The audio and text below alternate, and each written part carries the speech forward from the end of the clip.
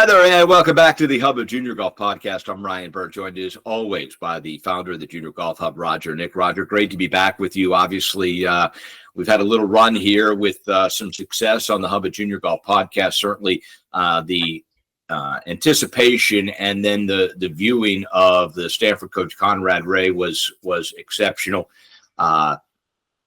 Scratching an itch, I guess, is what we're doing for this incredibly large junior golf audience. But certainly Conrad last week had some interesting observations. Some of the other blue bloods in other sports have lost a little bit of their appeal strictly based on money and NIL.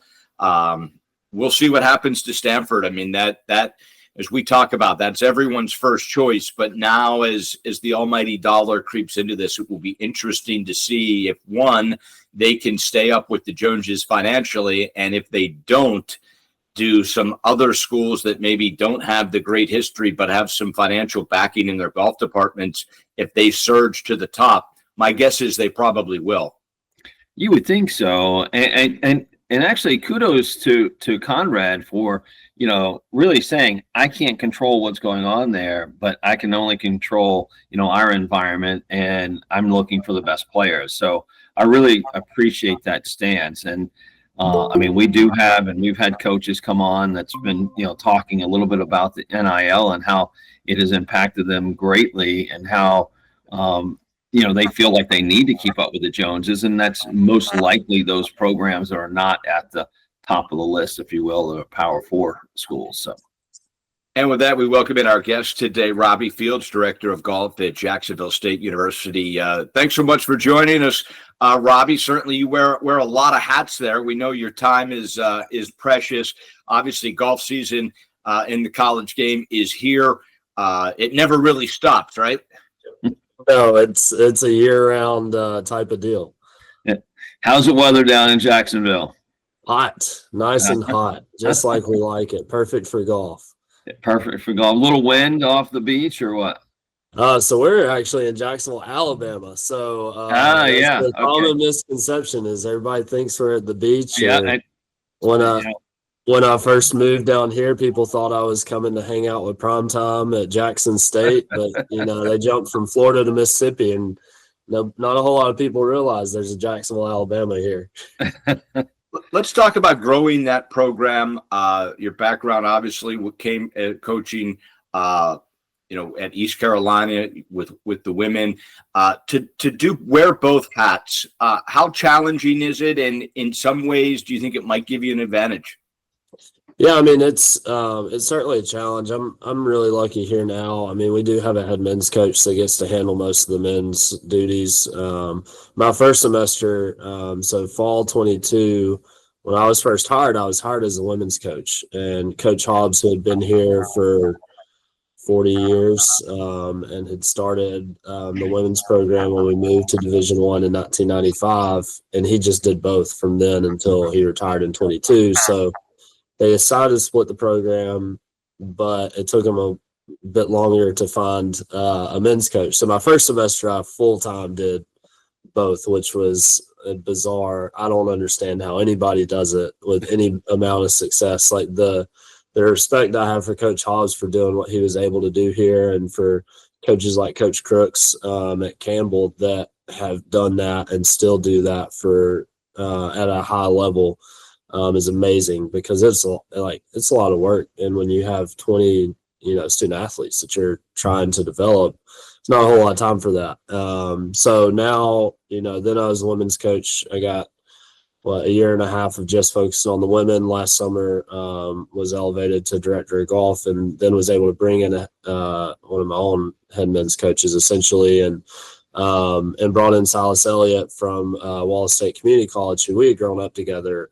He was doing a great job there. He had played at South Alabama, so he understood the dynamics of Division I, and so he's done a great job to where I don't have to put a whole lot of stress and worry into that. It's more of I get to be as involved as I want to, and because we're buddies, it works out to where I don't feel like I'm pushing in or overstepping my bounds. Like, we have a relationship that he knows that I'm just bothering him about it because I care. And, and, I'm always texting like, how's qualifying going? Just not because he has to tell me, but in which he'll say, well, yeah, I do have to tell you, but I'm like, no, I just want to know. Like, I'm curious. I want to, I see everybody out practicing and working, but I want to, I like being able to see the results. And, I'm doing yoga with the guys on Friday mornings. They're traveling today, so I got out of yoga. The girls are doing it now, but it's fun being involved with that. But I still, my passion is in women's golf, so it's nice to be able to keep most of my focus there. Well, Coach, on the podcast here, we try to help inform the parents and the junior golfers out there in the landscape of the programs that are accessible to them and hopefully good matches for them. Tell us a little bit about Jacksonville State and why Jacksonville State. Yeah, I mean, it's certainly a niche spot. So I'm very upfront with players when we're in the recruiting process that, if you're coming here, your priorities have to be golf and school. Like, it's a small town. We're unofficially at 10,000 students for the first time. Like, we've hit, I think, like 8 straight semesters of record enrollment, and we keep getting close. And it's all been within the 9,900 something student range. So we're like inching like 5-10 people at a time, but we're hoping to get to 10,000 this semester. But it's a small school in a very small town, so it's not like if you're over in Atlanta or Birmingham, which are both within hour and a half away. But it's very much like you're here to play golf and you're here to go to school. And some people will say, that academic piece is first. I'm a golf coach. I'm obviously a little more into the golf side of that, but you're going to get a great education here too, and that's important. So, you can get a great education. Our golf course, Silver Lake. So, not sure how familiar y'all are with the Robert Trent Jones Golf Trail in Alabama, but there's 11 locations throughout the state. Amazing golf courses. It's actually the number one tourist attraction in the state of Alabama is the trail. And like last week there was a couple from Michigan that they were headed back up to Michigan for, I guess, the end of the summer. I don't know, but we get people from all over the place that are down here playing. But we have 27 championship holes and a 9-hole short course, and it's the hardest golf course we see all year is our home course. And I think if you go and look at the Chris Bannister at our home course and look at the scores that that shows, but it's always in great shape. We have lots of access there because it's a quiet, it's probably the least played of the trail courses because we are, in a pretty rural area. And, but it's a great place to develop. You have to, the greens are massive, but there's tons of slope. So it's not like a green in regulation does you a whole lot of good. You got to hit it to the right part of the greens. The greens are firm and fast, so it really tests your chipping, your putting. And so there's a lot of ways to get better here. And then just like a beautiful place. If you love nature, we're in the middle of the foothills, the southern tip of the Appalachian Trail. And it's just beautiful here. And so I grew up about 2 hours away, and so it's home to me, and I'm happy to be here. There's a lot to unpack with you, Coach. Certainly as a Division I school, things are probably going to be changing more at a school like yours than even at the top because the Alabamas of the world, their scholarship reductions are going to change some things. But I want to get specifically into player development because I know that is really what you have brought to this program is player development. And certainly in the junior game, Roger is really on the Mount Rushmore, if you will, of an advocate for changing junior golf and making it better. He developed PDI, and it's the Player Development Index, and certainly that is something that is designed to give kids a way, to give them a map, a path to how to get better, how to properly practice. I know player development is a huge part of what you guys are doing. Talk to me a little bit about it as you get specifically with your girls, as they come in as junior golfers and you start to mold them? What is the player development like? Yeah, I mean it's the lifeblood. People will say that recruiting is the lifeblood, and I think some places it is. I mean, you look at the Alabamas, like they're able to get the top players in the world, and yes, there's a bit of development that has to take place, right? Because if not, then you're not going to have any success. Like you're not. There are a few players, junior golfers, that are ready to compete at the professional level when they get to college as a freshman, but there's not a whole lot of them, and so they still have to develop. But here, we're getting players that are much more raw in talent typically, and we've got to develop that if we want to have any amount of success. And that's kind of what I love about being at a school like Jack State and getting to develop a little more. Now, it takes a lot of work with their instructors at home. My background is in instruction. I did the PGA golf management program at Mississippi State. I kind of leaned everything towards instruction. Like when I went to school, when I started college, I was going to have a show on Golf Channel. Like that's what I thought I was going to take over for Michael Breed. But so I, was lucky enough to spend some time at the Sea Island Golf Performance Center around those instructors there. Hank Johnson here in Birmingham before he passed. And so I know a lot, but I also know that I don't know near as much as the instructors like Roger that do it, for a living. And so it takes a lot of relationship with their coaches at home. We individualize everything we do here. So Monday, Tuesday, everybody's practicing at the same time, but once a month, maybe they're doing the same thing.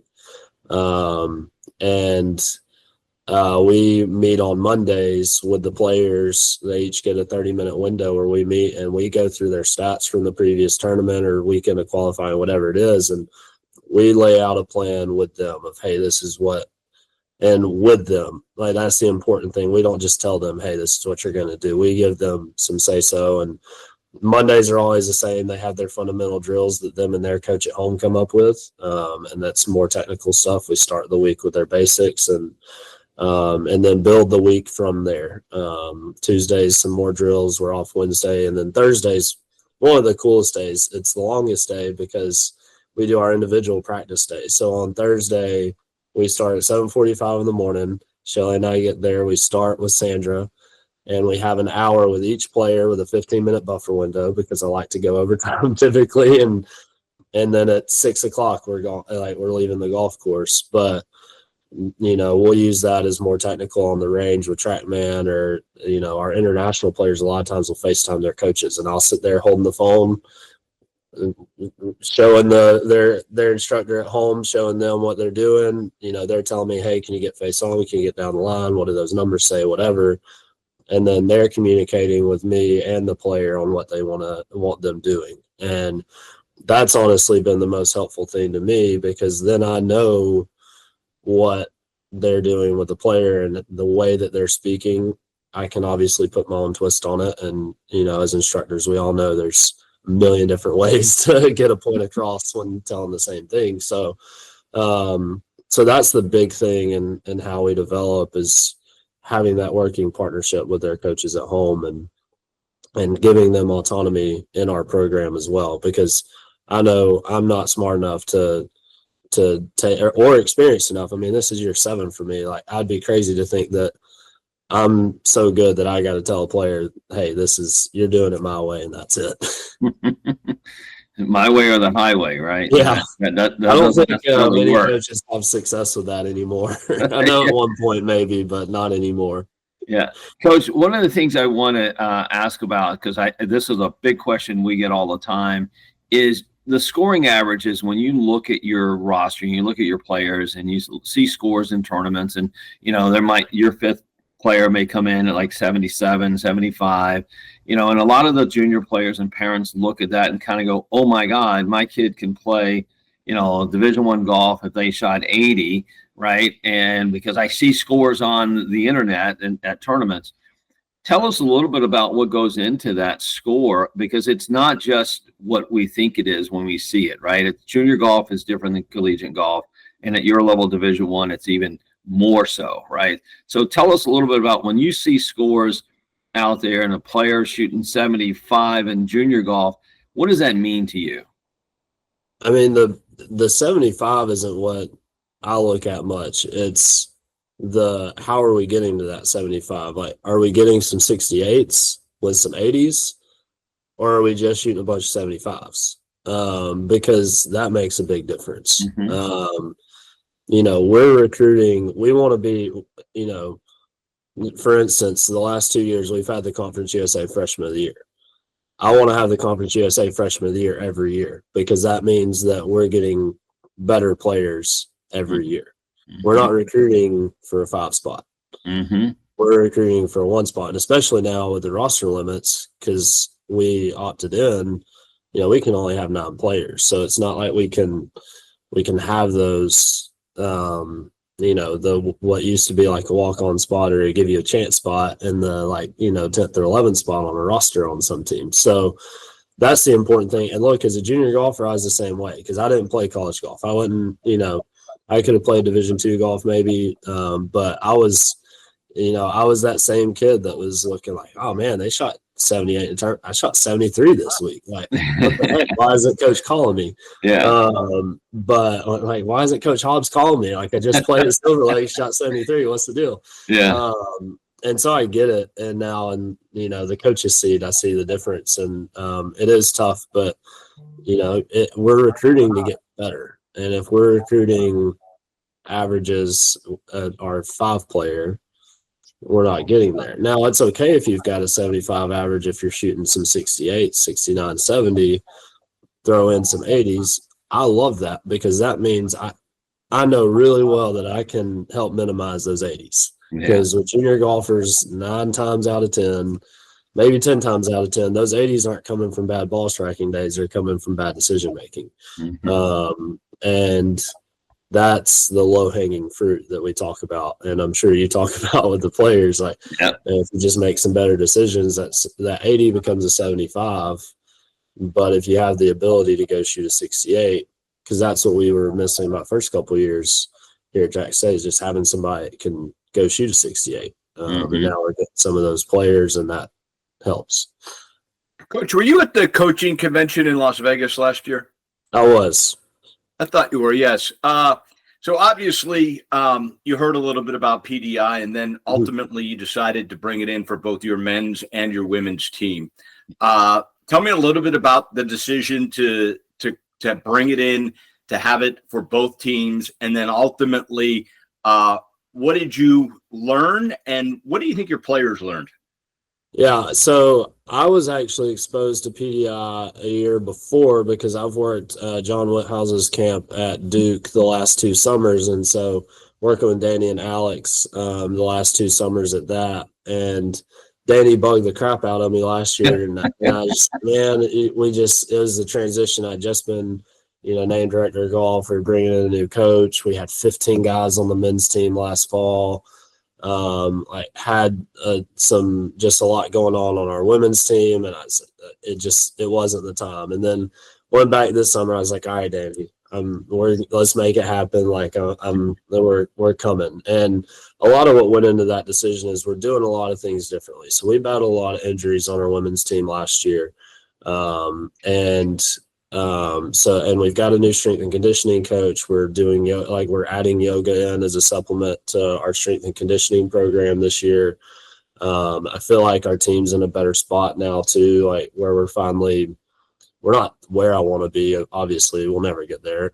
You're always going to want to go further, but we're in a much better spot. And so I was like, all right, I want to, as we're doing some things differently this fall, I want to really be able to assess that. And I felt like PDI was a great way that we can do that and track that along the semester to make sure that, hey, we are really getting better, because we can look at scores, but every golf course is different.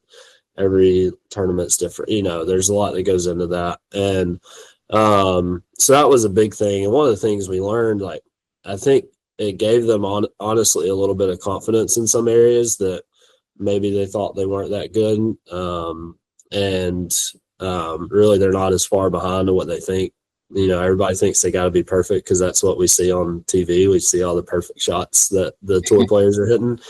And so, like one of the things Danny pointed out to both teams, because they were kind of going through it all at the same time, is like, man, we were on the 9 ball flights. He said, we may not have been great at the shape, but like we had girls that weren't missing the grid at all. And so it's like, hey, you're really not, that far off. Like you're hitting the grid, you're not shaping it, or you're not hitting it the high, the low, whatever, but you're close. Yeah. And then off the tee, the same thing, just like making them realize, I think giving them a metric of like, hey, this is a good shot. Like this 40-yard window, like that's good. And if you hit that, 5 out of 6 times, it's pretty good, right? So I think a lot of that was good. And then on the chipping, and that's one thing we've talked about with our teams is we got to be better chippers. I think that's, pretty common in college golf and junior golf. And so just kind of giving them that, one of our guys pointed out that, hey, this putting, we need to be doing this all the time. Is actually, I guess, is our men's grad assistant. He's like, we need to be doing like this putting setup as a competition all the time. And so just picking some different things out like that. Like we're actually going to be limited at our golf course today. So we're basically planning to do self-assessment because, all we can really do is on the range and then small putting green over there because there's an event going on. So perfect day to be doing the podcast because we're doing the PEI self-assessment today. Yeah, that's great. I love hearing that, Coach. I love hearing that, players see that they can use this every day, because it is, in fact, one of those things where if you just did that every day and see the improvement, you start to realize that, hey, when I go out and tracking stats, I can actually now back it up with understanding that, my goals of stats, maybe it's hitting 75% of the greens or hitting, 80% of the fairways, you have the skills to do so, right? Versus, going out and kind of, I think I can, I'm not sure I can, I don't know I can, but now you start to realize that you do have those skills. And I think to your point, talking with Danny and Alex, Danny, when your team's going through it, is that a lot of good ball strikers, right? A lot of, players that could actually hit the golf ball really, really well, right? Yeah. And now it's, to your point, is how do we refine that and make that better? And that's doing these little things, right? So the low-hanging fruit decision-making is, one of those big ones, right? So how, Coach, how do you use this, or would you ever think about using this as a way to recruit players coming in? That's one of the things we're hearing a little bit with some of our other coaches. Yeah, I think it would definitely be, supplementing all the other info we get, right? And especially, obviously are more American-based right now, but as this gets, broader into when we look at all the international recruiting we do, a lot of times we don't get to see them play more than a couple of rounds in person. And still a lot of times we have players that we don't see. I've got 4 on my roster right now that I didn't see play as juniors. And, you bring them in on a visit, but we can't watch them on a visit, like, right. And because that makes it a tryout. Right. And so it's, it would supplement that into where we can see the skills outside of their stats or outside of swing videos and scores and everything. I don't think anything can just tell you the whole picture, right? But if we look at, if we're just seeing the player on the golf course, we're seeing them under the most high stress environment. So you can't always see the raw skill and ability that's there if, it's nothing like what they can do. Now, of course, they're not going to play with what they're doing on the range. So that part is a big piece of it too. But if we can see, hey, they've actually got the skill to be able to do this, it's just getting it to the golf course, and that leads into more of their mental game and everything like that. But, we have great ball strikers by design. Like that's what I recruit is I want ball strikers. I think that is the key to the game. Like you can't score if you're not on the green, or if you're not close. Right. Now you also got to be able to chip it and putt it. But if I can see that, hey, they can actually strike the ball really well, it's just they're putting and chipping holding them back. Well, hey, Silver Lakes will teach them how to putt and chip because they're going to go mad if they can't. Yeah. And so, but I think it's definitely a supplement to be able to look at that and say, like, all right, this player has that raw ability, or maybe this player's overperforming what their ability is. How do we need to, tread lightly maybe with that? Because I've certainly seen before where you get a player with some really good scores and you go out and watch them, you're just like, it doesn't quite fit the eye. Like, what's the deal here? And PDI could probably kind of dive deeper into that and give more clues. Yeah, that was really the funny thing. We're talking to a couple of our coaches here in the Northeast, and obviously you get players that are very similar to your point of like, hey, I'm down to my last 2 or 3. Really, I got to make a decision, and which one actually am I looking for long-term success out of versus, hey, they've done well in the junior game, but it may not fit the collegiate game. Yeah. Coach, last thing for me is you're an hour from Alabama. You're 2 hours from Auburn. You had mentioned earlier that at one point you had 15 guys on your team. You've been incredibly impressive on this podcast for what you're building there. Let me state that. I think big things are coming your way. There is going to be a massive trickle down. Certainly with Alabama and Auburn, you're talking about 2 of the most prestigious golf schools in the world. We understand that. Has been all over their golf for example, you have a great kid in Alabama that with the scholarship reductions is not going to be able to play at Alabama or Auburn, where in previous years they could go there on a reduced scholarship because they were in state. And as you say, start out as a freshman as the 12 or the 13, redshirt, do whatever. And I mean, obviously lightning strikes a lot in college golf where the 12 becomes the 1 and ends up on the LPGA Tour or PGA Tour.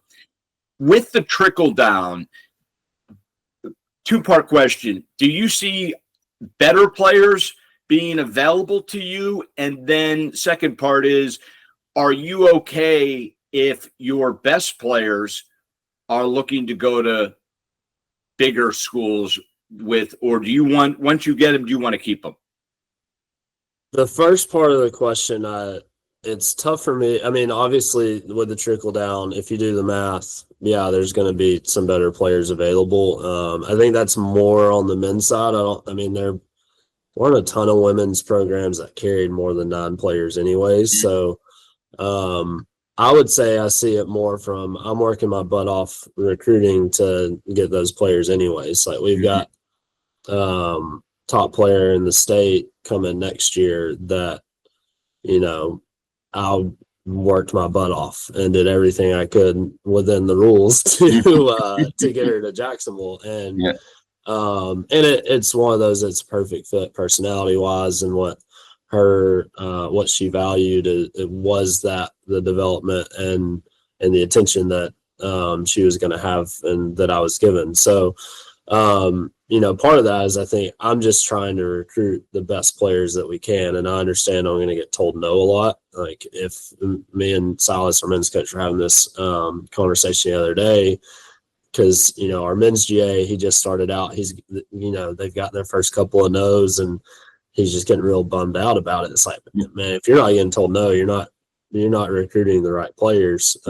So, I think we're getting better players now because we're getting better. I think we're also recruiting better players. So that helps. I think on the men's side, there will be more trickle down than anything, to where, some better players like, Jack State may have the chance to get, a best player in the state or top 3. I guess our top 2 or 3 right now in the 26 and 27 class are pretty good, but maybe some top 5s where we weren't able to get those before. And then the second part of the question is I really don't want our players looking to go elsewhere. My opinion, some of the girls asked me this when this whole transfer stuff really first started, and they asked me like why, my thoughts on it and why somebody would transfer or not.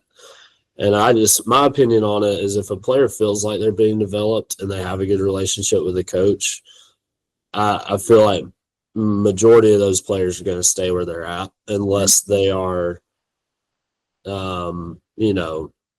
being pushed by somebody they shouldn't be. Like if schools are reaching out when they shouldn't be, which, look, it happens. It's until the NCAA is going to step in and actually do something more than a $500 fine or whatever it is. Like it's going to happen. But as long as they feel like they're being developed and they have a good relationship with the coach and the strength of schedule is still pretty good, I feel like we're going to be able to hold on to those players. And I want to hold on to those players. Can I blame them if they go somewhere else? No.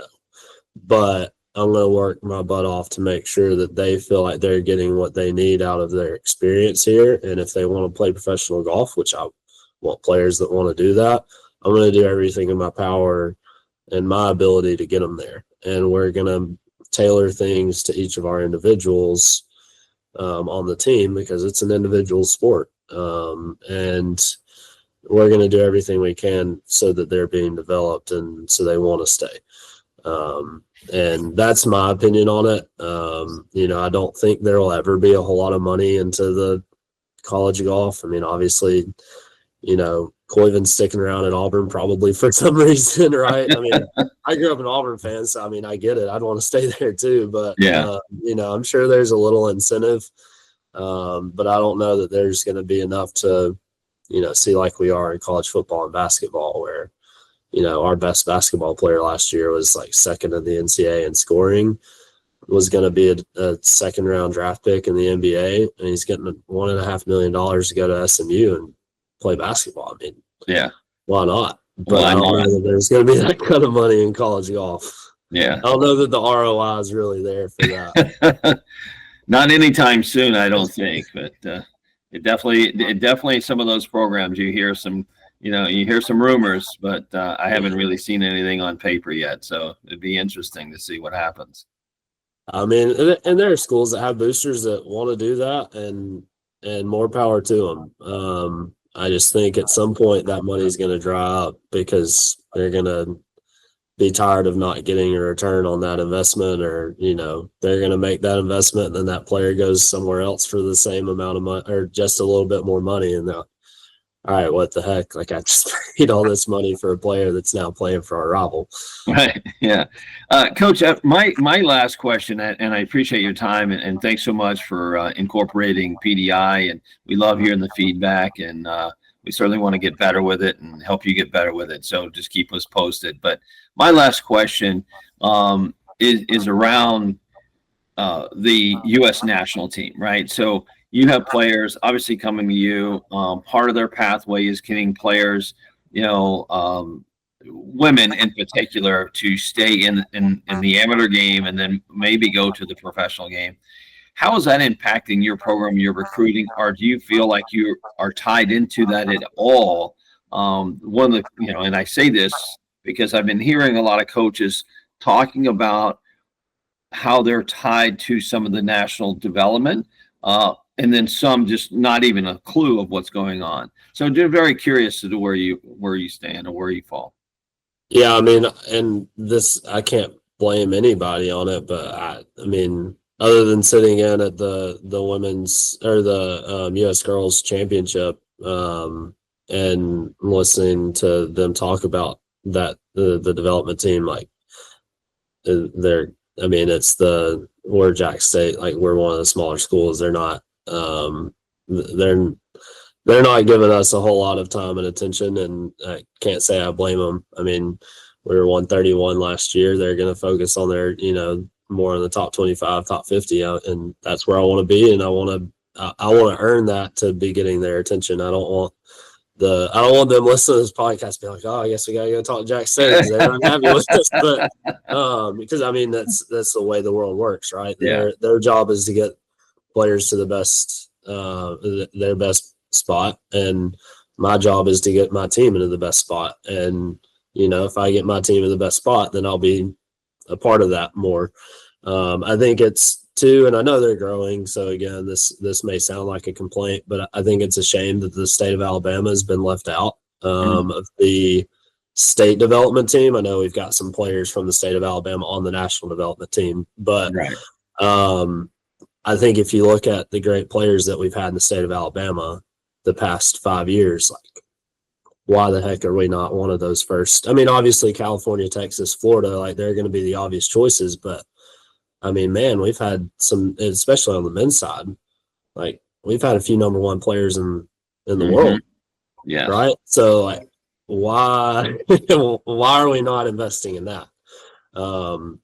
And so again, it sounds like a complaint. It's not. I know they're catching up, but I think especially on the women's side, it'd be helpful for us to have that state development team, because I think we have some great players that, because we're in such a small state, they're all spread out among the state, and so they don't get to compete with each other, practice with each other that much until they get to college. And I think that's what I love about the development team model that they're going with, because I think that'll benefit especially girl golfers so much, having players to practice with. There are always plenty of guys, most places, for guys to be able to practice and play with other top talent close to them. But I think for the girls, it's just so few and far between. So I'm excited, hopeful. This is, I guess, my plea for a state development team in Alabama to help with that. Especially looking at the 27 class in the state of Alabama for the girls. Like, we've got easily 5 or 6 girls that are going to play Division I golf in the 2027 class, and per capita, I'd say that's probably a pretty good number there. And so hopefully we see that soon. And but I love the model. And again, if they listen to this, I hope they're not taking this as a complaint. I'm optimistic because I know it's going to come. I just hope it comes soon. Yeah, good. I appreciate that. Yeah. Well, thanks so much. Really inspiring what you're doing. You're going to be in the top 100 soon, and then into the top 50. There's no doubt in my mind. Thanks for joining us today. Yes, I appreciate it. I really enjoyed it. Yeah, absolutely. Thanks, Rob. Yeah. Well, certainly, Roger, a lot to unpack there. Is you take in everything that a small school has to offer. He does seem to be doing it the right way. Certainly bringing PDI in for both the men and the women, a step in the right direction. He brings up some valid points about the U.S. junior team, the amateur team, I should say. I mean, Alabama, you look at the history of golf, it's certainly pretty high on that board, if you will. I think it's going to be interesting to see how this whole thing shakes out, though. I really do. Yeah, so do I. I mean, I'm with him. I was surprised at seeing some of the state programs that are, getting off the ground. We in Connecticut are getting one that's launching in 26. I was quite surprised when I heard that announcement, and talking with the director the other day, she was mentioning that Connecticut, Florida is coming online in 26. And to me, thinking that Florida is just now coming online and not one of the first, I was actually pretty taken back. But anyway, it's a good thing that they're doing it. I think it's a great pathway. We certainly, obviously, you and I hopefully see it continue to grow and get down into the junior game and get PDI involved and all of those great things that we feel like are going to help players get better and kind of recognize players that may not come up to the top based on rankings and things that they're kind of valuing. So I think we're going to find some really cool talent out there. Yeah, it's interesting for sure. For years now, we've said on this podcast that something has to change. There has to be a change in junior golf in this country.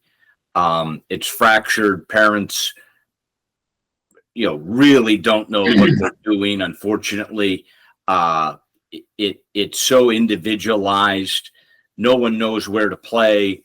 And as you said, if you don't end up in that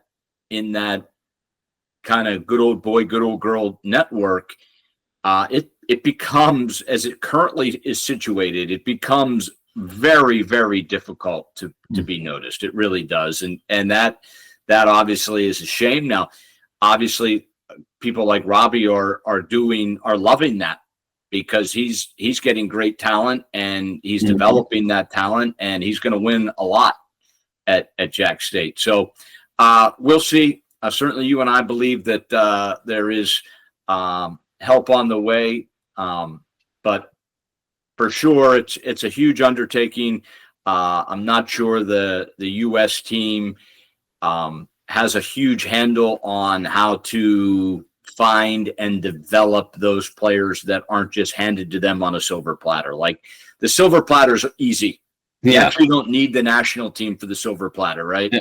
Well, I mean, listen, we historically, that's how we work. I mean, it is what it is, and we don't have a national basis to do that on, or a program, or so many other countries do.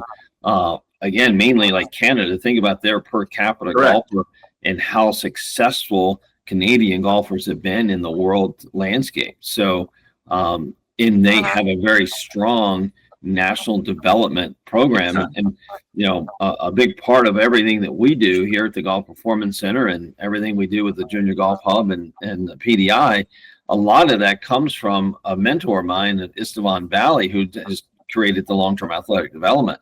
So, looking at that model, it's a no-brainer, right? Why they're really successful, because if you start kids and steward the kids earlier in development, not about how they go out and play and compete and win in junior tournaments, but how they actually develop, physically, mentally, socially, those kind of things, it makes a huge difference, right? And especially in the years that it matters, when it gets to 18, 19, 20, really 18 to 27, they are on the huge, world stage in a big way. So it's kind of fun to see, and really fun to be a part of some of those things, right? So it's great. Absolutely. Certainly want to thank Robbie. He was a wealth of information and a great example. And certainly the Junior Golf Hub has said this since day one. There is a spot for everyone. Just take the state of Alabama. Certainly Auburn and Alabama are juggernauts in both the men's and women's game. You have a team that, I'm sure you have to do some digging to find out about Jacksonville State, but you find that you have a team on the cusp of being a top 100 golf school in America, on the Robert Trent Jones Trail, with a guy that is committed to player development and whatnot. There is a spot for everyone. It just takes some digging. And certainly juniorgolfhub.com is where you start that digging, as they do 99% of the work for the parents out there. So why everyone's not using that tool, I'm not sure, but we hope to get them to juniorgolfhub.com and at least just use the tools that are available to you. So we thank Coach. He was certainly a lot of fun to talk to today. We thank our director and producer, Michael, Nick, and Roger. As always, pleasure to talk to you here on the Hub, a Junior Golf podcast. We will see you back here next week.